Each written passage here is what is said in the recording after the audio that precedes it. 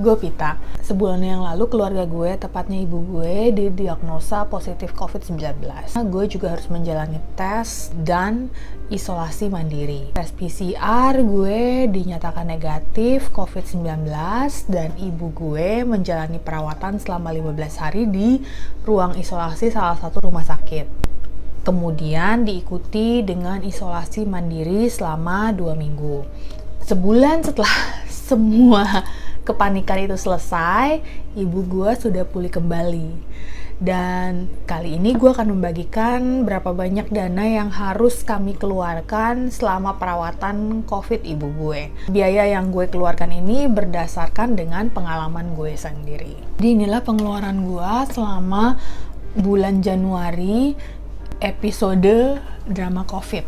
Gua cut off-nya adalah tanggal 23 Januari karena pada tanggal 24 Januari adalah masa dimana gue sudah menerima gaji. Total dari pengeluaran gue dari tanggal 31 Desember sampai tanggal 23 Januari adalah 23.532.000. Lumayan ya. Pengeluaran ini sendiri memang ada yang kecil-kecil gitu, seperti ketika gue harus membeli pulsa untuk ibu gue agar dia bisa tetap berkomunikasi selama masa isolasi, kemudian ketika gue membelikan barang-barang kecil untuk dia. Tapi selain itu ada pengeluaran yang cukup besar, big ticket items-nya itu. Yang pertama adalah ketika kami pergi ke UGD, rumah sakit yang pertama kali mendeteksi ibu gue sebagai positif COVID, itu gue harus membayar sebesar 4 juta, 3 juta 800 something, tapi gue buletin jadi 4 juta. Dan itu pun setelah dibilang oke, ibu gue positif, dan itu dia menyuruh kami untuk pulang karena tidak ada tempat di sana. Tanggal 1 Januari kondisi ibu gue tuh menjadi lebih parah, dan akhirnya kami setelah mendapatkan konfirmasi ruangan di rumah sakit, kami menyewa ambulans. Gue membayar 3.500.000 untuk mengangkut ibu gue. Di situ juga gue melakukan PCR test untuk diri gue sendiri. Gue membayarnya sebesar 1.400.000. Big ticket items berikutnya adalah GoPay. Beneran selama masa yang namanya isolasi mandiri, gue sangat terbantu dengan layanan delivery GoPay karena gue mengantar barang tidak bisa kemana-mana juga kalau gue sedang isolasi mandiri. Jadi gue harus mengantar barang ke ibu gue ya dengan menggunakan jasa delivery Gojek. Beberapa pengeluaran yang besar itu adalah gue akhirnya memutuskan setelah PCR test gue yang pertama dibilang negatif, gue disarankan sama orang, coba lagi PCR test. Seminggu kemudian gue melakukan PCR test lagi dan gue membayar itu 1.200.000.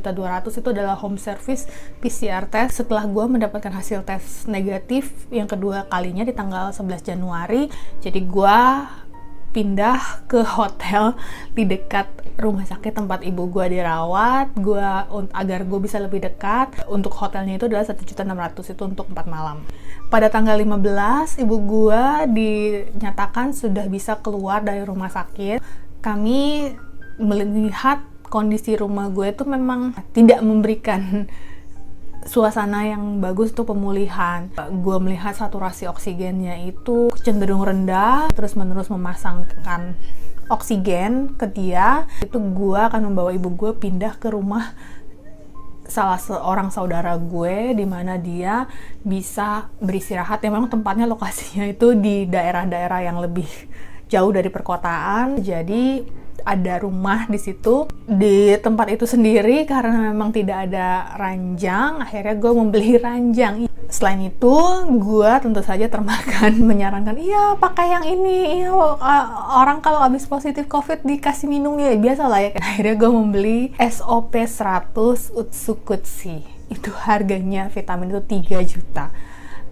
Ternyata vitamin itu kurang cocok untuk ibu gue. Akhirnya vitamin itu yang meminum malah akhirnya adalah gue. Beberapa pengeluaran itu adalah untuk obat-obat rawat jalan ibu gue. Total 23.532.000 itu.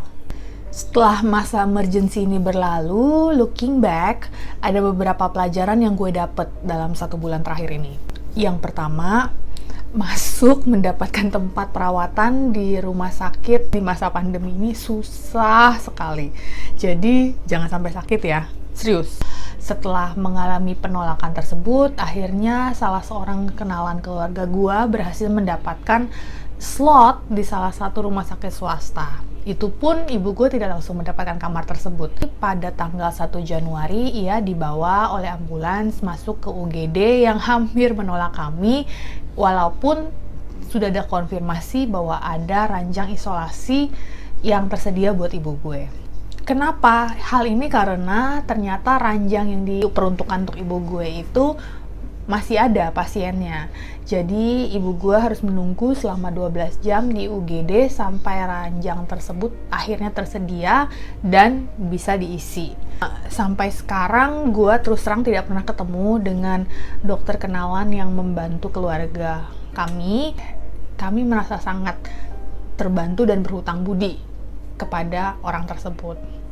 Pelajaran yang kedua, asuransi itu penting. Selama perawatan ibu gue, biaya yang kami keluarkan di rumah sakit untuk biaya pengobatan 300.000 untuk obat-obat penyakit diabetes ibu gue. Selebihnya, perawatan ibu gue selama masa isolasi di rumah sakit menggunakan skema yang disebut jaminan Kementerian Kesehatan yang disediakan oleh BPJS Kesehatan. Tentu saja tidak ada apa-apanya dibandingkan dengan kesaksian orang yang harus membayar biaya perawatan COVID secara pribadi karena tidak menggunakan asuransi yang jumlahnya itu bisa puluhan bahkan ratusan juta. Jadi asuransi itu penting ya guys. Banyak orang yang beranggapan bahwa ketika mereka misalnya harus mengurangi biaya, yang pengeluaran yang pertama mereka cut itu adalah pengeluaran untuk membayar premi asuransi. Baik asuransi BPJS maupun asuransi kesehatan mandiri. Bukan whole life ya. Whole life itu memang udah harus dijauh-jauhin. Justru ketika penghasilan lu berkurang, you cannot afford to not have an insurance. Di masa pandemi seperti ini, semua orang bisa mengalami penyakit. Dan justru jauh lebih penting memastikan bahwa asuransi lu tetap aktif dengan tidak mendunggak premi. Pelajaran yang ketiga, emergency fund itu penting. Memang pengeluaran untuk biaya rumah sakit ibu gue tidak besar. Tapi untuk biaya di luar rumah sakit, itu tetap ada. Nah, untuk pengeluaran ini, emergency fund yang selalu gue dengung-dengungkan selama ini itu penyelamat. Uang yang gue sisihkan dan gak gue gunakan sama sekali, tidak untuk investasi, tidak untuk dibelanjakan, tidak untuk dikonsumsi, dan hanya gue tabung di dalam rekening cash, itu sangat berguna sekali. Gue tidak menyesal. Jadi apapun pengeluaran yang gue keluarkan selama masa episode drama COVID ini, uang yang memang harus gue keluarkan karena itu adalah masa darurat kami. Kesehatan lebih penting dan bulan berikutnya toh gue masih bisa menambal kembali dana darurat gue yang sudah terpakai. Mudah-mudahan sharing ini berguna buat kalian ya. It's not about how much you make, it's about how you manage your money. Salam!